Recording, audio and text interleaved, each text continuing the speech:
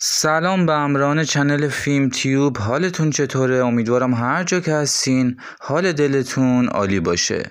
امروز تو این ویدیو آمدم بازیگران ایرانی رو بهتون معرفی کنم که مسلمان نیستن و دینهای دیگری رو اعتقاد دارن.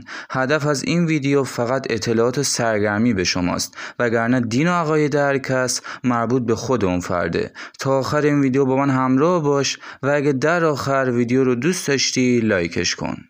شماره 1. آتیلا پسیانی. مرحوم آتیلا پسیانی متولد 1957 در تهران به دنیا آمده بود. اون یکی از بازیگران مشهور سینما و تلویزیون بوده و دینشون در اصل مسیحی بوده.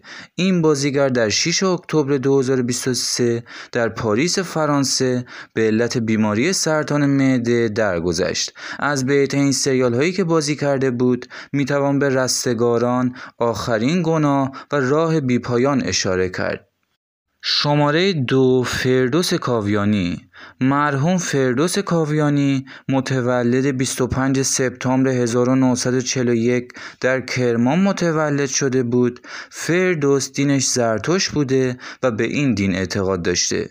اون مبتلا به یک بیماری عصبی پارکینسون بوده و در 9 مهر 1402 بر اثر سکته درگذشت و پیکر او در آرامگاه زرتشتیان تهران دفن شد. شماره 3. ماهیا پتروسیان.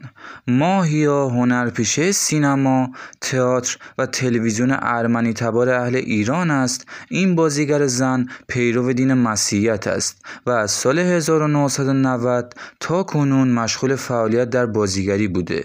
از بهترین فیلمایی که ماهیا بازی کرده میتوان به ازدواج در وقت اضافه، مجرد 40 ساله و شبی در تهران اشاره کرد. شماره 4. بانیپال شومون.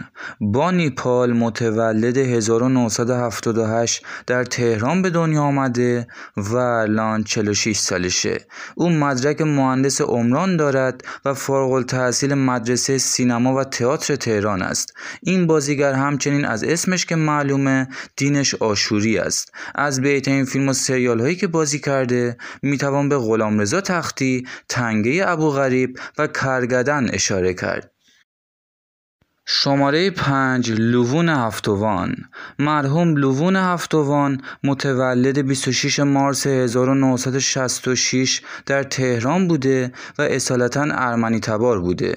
این بازیگر مسیحی بوده و پیرو دین مسیحیت. متاسفانه او به دلیل اضافه وزن شدیدی که داشته در سال 2018 به علت ایست قلبی درگذشت و در حال حاضر در آرامگاه مسیحی ها دفن شده. از بهترین فیلم و سریال هایی که او بازی کرده میتوان به لرزاننده چربی، پرویز و کوپال اشاره کرد. شماره 6. لوریک میناسیان. مرحوم لوریک میناسیان یکی از بازیگران قدیمی زن متولد 1944 در تهران بوده.